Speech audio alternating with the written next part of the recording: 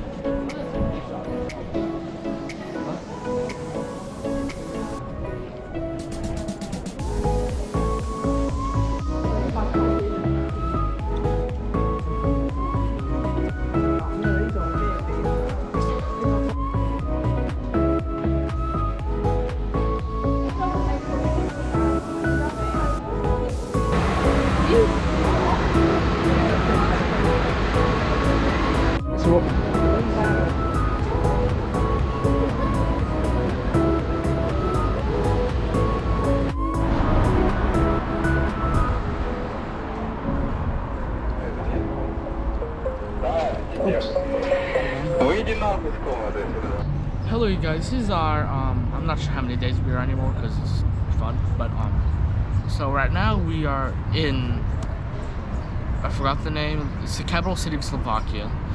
We're just at a little stop for 2 hours. Then after that we're gonna go to Vienna, which is like probably 30 minutes away from here, and we'll just spend the rest of the day there. Bye. People with problems in their adulthood, they kind of fixated in various stages of their childhood development. That's just the very foundation of his work and psychoanalytical theory that he worked on. Also the trains. They had their own apartments, they had hot running water in their apartments, they had their own bathroom in their apartments. Many of the buildings had green spaces, playgrounds for the children, doctors, libraries or pools.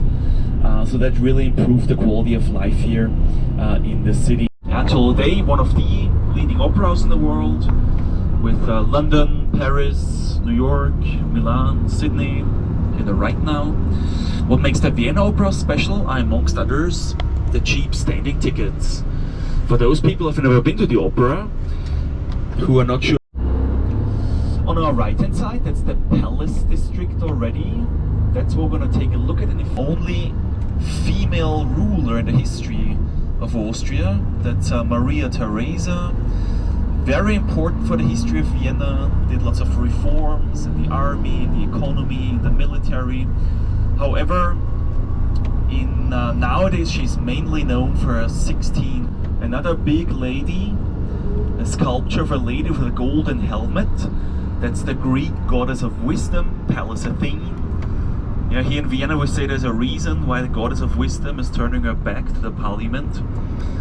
And to the restaurant, so you won't see the coach again before dinner, so take everything with you.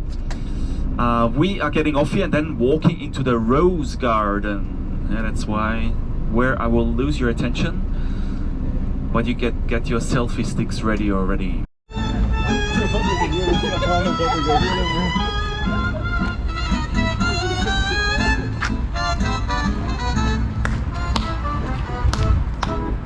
Jawohl!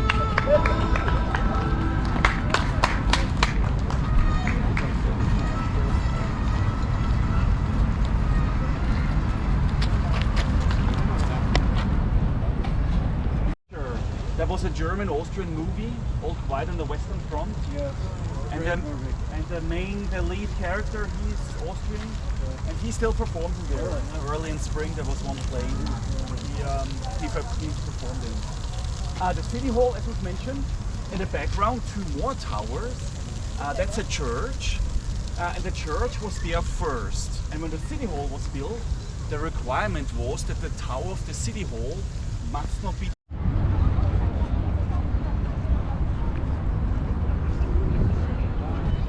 So, right. So we've now reached a hero square, named after 2 war heroes here on the horses. The Habsburgs were actually not very well known for successful war heroes, as they usually extended the territory through political marriages, through inheritance. They bought some of their lands, and only few of their commanders were truly successful. The gentleman behind you is a perfect example for that. That's Archduke Charles, who had one important victory in his life, and only one. He was the first one to defeat Napoleon in an open battle. But that didn't stop Napoleon. A couple of months later he came back, crushed the combined Austrian-European army, also occupied Vienna. Probably because he's not Austrian. That's Prince Eugene of Savoy. Savoy, and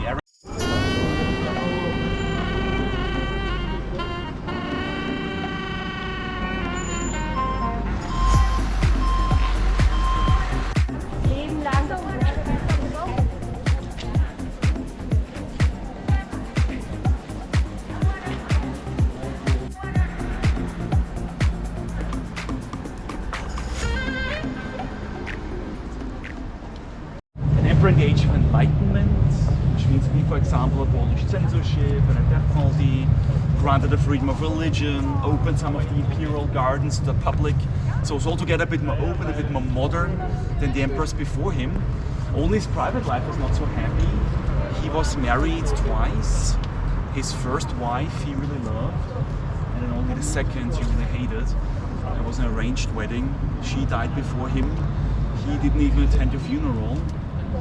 But unfortunately, love was also not returned from his first wife, because letters between his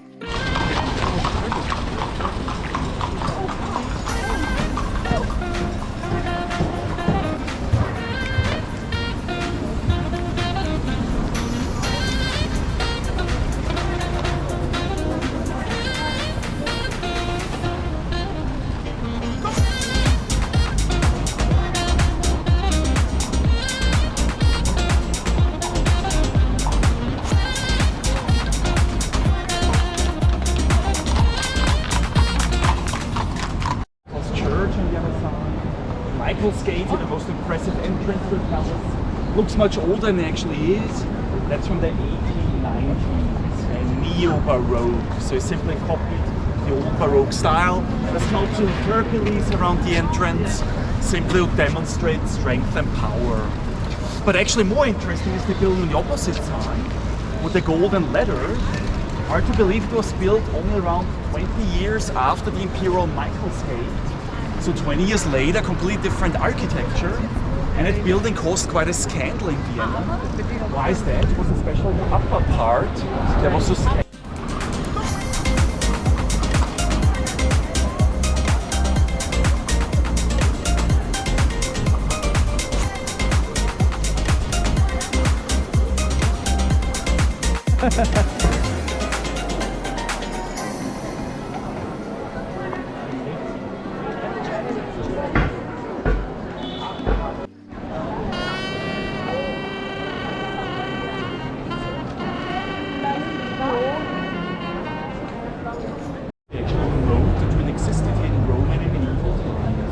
Everything in front of us, where nowadays these more modern buildings are, is This is where the old Roman military camp used to be. The forefront of today's Vienna, called Vienna, and it looked the same very much. In this case, for up to 6,000 soldiers. Oh, buffet.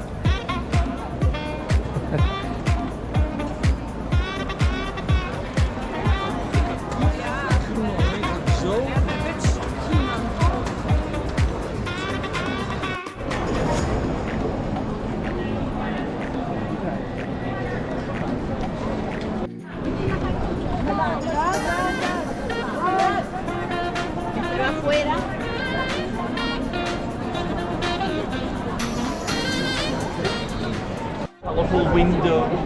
The tower was finished in the year 1433. 6 years it was the tallest tower in the world before the Cathedral in Strasbourg in France was finished, which was 6 meters tall. And what's always very important in the construction of churches is the symbolism of numbers.